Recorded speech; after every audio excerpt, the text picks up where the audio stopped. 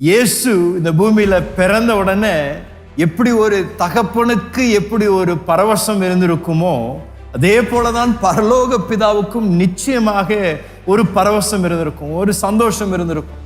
அந்த சந்தோஷம் பொங்கி வரும் பொழுது அவர் பரலோகத்தில் இருக்கின்ற சேனைகளை இந்த உலகத்திற்கு அனுப்பி தம்முடைய ஒரே பேரான குமாரன் பிறந்திருக்கின்றார் என்பதை அறிவிக்க தெரிந்து கொண்ட ஜனக்கூட்டத்தார் யாருன்னா மேய்ப்பர்களை தெரிந்து கொள்கிறார்.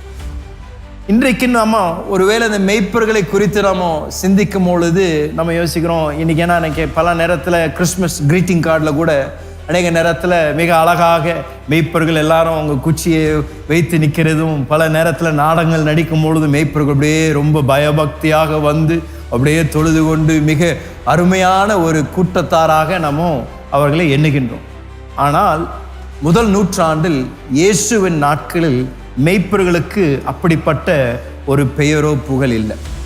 மேய்ப்பர்கள் அன்றைக்கு இஸ்ரேல் தேசத்திலும் சரி ரோம நாட்டிலையும் சரி ஒரு புறக்கணிக்கப்பட்ட ஒரு ஜன கூட்டத்தாராக இருந்தார், ஒரு தள்ளப்பட்டவர்களாக இருந்தார்கள். யாரும் மேய்ப்பர்களை நம்ப மாட்டார்கள்.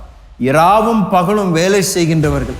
அவர்கள் அந்த தெருவின் வழியாக வந்தார்கள்னாவே எல்லாரும் கதவை பூட்டிக் கொள்வார்கள். ஏன்னா ஏதாவது திருடு போயிடும், ஏதாவது நடந்துடும், இவங்க வராங்க, இவங்க போறக்குள்ள ஏதாவது தூக்கிட்டு போயிடுவாங்க என்று மெய்ப்பர்கள் யாராலும் மதிக்கப்படாத ஒரு கூட்டத்தாராக இருந்தார், ஒரு புறக்கணிக்கப்பட்ட ஒரு கூட்டத்தாராக இருந்தார், மதிக்கப்படாதவர்களாக இருந்தார்கள்.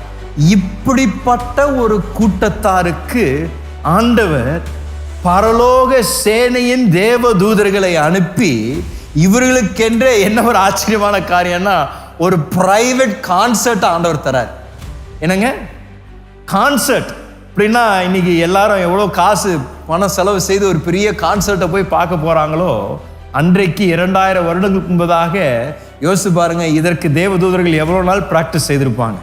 இன்றைக்கு நம்ம ஸ்டேஜில் ஏறி நின்று ஒரு காரியத்தை செய்யணும்னா எவ்வளோ ராவும் பகலுமாக எல்லாரும் பயிற்சி செய்கிறாங்க.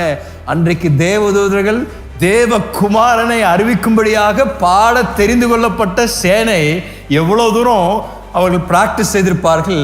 அவர்கள் அந்த விசேஷித்த அந்த பாடலை பாடும் பொழுது யாருக்கு பாடினாங்க? மேய்ப்பர்களுக்கு பாடினாங்க.